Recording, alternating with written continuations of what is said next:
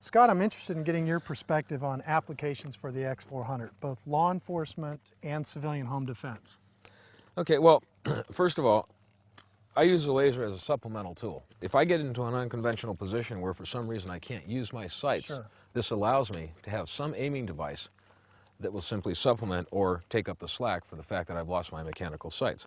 So what I'm looking for is a tool which heretofore we never had, which is a laser which is dedicated to the pistol. In this case, you've actually been able to mate it to a lighting system, and now we have a hardened system which is going to be dependable, it's reliable, and what I'm able to do now is I can take the pistol and I can use it in all different configurations. It can also be used in a training environment, training mode, and what I do there is I can work on trigger press, I can work on follow through. I'm able to come up, I'm able to press, I can see there's going to be a certain amount of motion. It's a diagnostic tool. Absolutely. Good. And so that's very, very well put. So it's got a lot of applications, and probably there are going to be more applications as we start using this that we're going to come up with. I may track across a guy that's running, and I go from a well-lit area into a dimly lit area down to a partially lit area. And in that space of, say, 50, 75 feet, I may come up with different types of sighting systems because as I'm coming across, I'm losing the sights here, but I'm picking them up here, but now I'm off here. If I would have the laser, that might help, so we'll see. At SureFire, we believe it's a good tool for specific applications, and it's not the best tool for all applications. We believe for good marksmanship, good combat marksmanship, you need to be able to shoot with iron sights. Yes, use the laser. Unconventional positions. If you have failing eyesight, which many people get later in life. And that's an excellent point.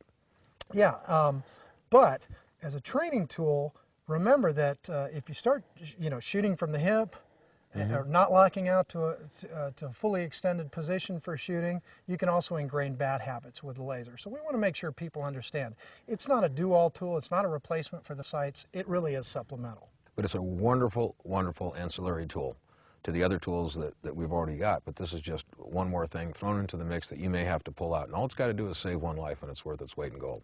You agree? I agree. And I agree with you, brother. There you Great. go. All right. Okay, good job. All comes down to the fundamentals, doesn't it? It always has, always will, and I can't see that ever changing now.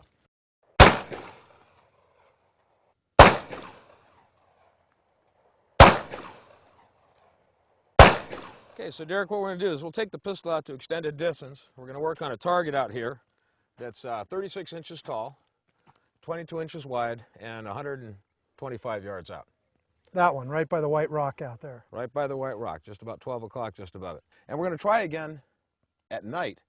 Coming out here, we'll try using the laser reference shooting to where that white rock is. I already know where the target is, so we'll do that as if it was a muzzle flash or something like that later on, all right? 125 yards at night.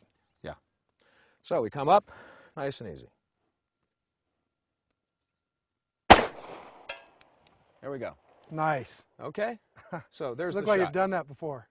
Once or twice, yeah. Great. Well, do you mind if I give it a shot right now? Not at all. Let's go. Okay, good. It's not often you get to shoot pistol at ranges like this. Nope. On steel too. Okay, so you're just, you said an important thing is just let it roll and don't try to manage the follow-up shot. Yeah, forget the recoil. Just let the pistol roll, and everything's got to be just super, super refined. Super gentle trigger press, stay on the sides, just let it roll. Very good. Sweet. Well, I'll tell you what, very impressive, young man, because that is not easy. All right. Okay? Outstanding. Good job. Thank you very much. And that's quite a distance. We're going to see if we can pull this off at night. Great.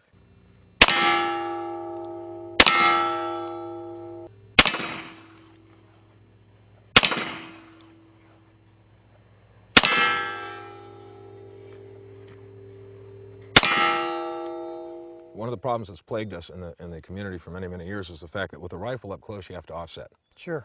And when you're talking offset, if I have optics, such as the optics we're going to be using in this rifle, if I'm looking through the optics, I would actually have to place a crosshair up here in order to hit down here because the centerline axis of my scope tube is well above the centerline axis of the bore. If I go to iron sights, it's not quite as much, but I still have to offset. If I need a precision shot, such as a hostage situation, or I've got to get it close, there's an intermediate barricade which is interposed between myself and the suspect, and this is the only shot that's afforded to me, what I need to be able to do is I need a definitive point of aim, point of impact. What if we take the X400, mount it to the right side of the rifle, you have an additional light, it's nominal in weight, it's hardened, it's locked into the system, and what I'm going to do is I'm going to have a point of aim, point of impact at 21 feet and in. That means if I get in close, all I have to do, Both eyes open, coming up, I'm achieving the stock weld. As soon as I come up on the stock weld here, I lock in, both eyes are open. It's an occluded eye gun sight now. One eye is focused on the target, one is focused on the dot itself, the laser. Sure. My point of aim, point of impact is the same. That gives me speed, it gives me a wide field of view, and it allows me to strike it. And Exactly under stress, you don't stress. have to remember that and make that calculation. I don't have to offset. Under stress, I do not have to offset. I now have all kinds of options on my sighting system. Everything from at distance, up close. That makes perfect sense. Okay, from a slow position. Now, when we're coming up here, from a low ready, if I'm moving, come up, and again, I've got the sight on, you can see the laser right there, there's the shot. If I go to speed, right there, just like that. Yeah, no time lost finding your sight. I've got both eyes open, and what I'm doing is, it's called what we call occluded eye gun sight. Basically, I have one eye which is focused on the target, but the other eye is picking up the laser dot. Go ahead and try it. So what I do is come to low ready, just go slow first. Just all you do, keep both eyes open. It's going to be a little bit different. So you keep both eyes open, just watch the dot, hold it steady and gently press. So go ahead and do it real slow, so you kind of get a feel for it. Sure. Light on right where those other shots are pretty much, right there, center in the forehead, and gently press. There you go. Wherever that dot is, you're going to hit. Yep. So what I'm doing now is I'm using both eyes open. There you go, same hole. Same hole. There you go. Same hole. Right there. Beautiful. What do you think? Simple, effective, works, and you've got your full field of vision. Exactly. You also have a supplemental light. But if you notice, what this allows me to do, I come in close quarters, I don't have to go through the optics, don't have to go through the iron sights. Instead, both eyes open, laser, very quick, very rapid, there you are. I just solved a major problem which has been a shooting dilemma for people with rifles up close for many, many years. That's great.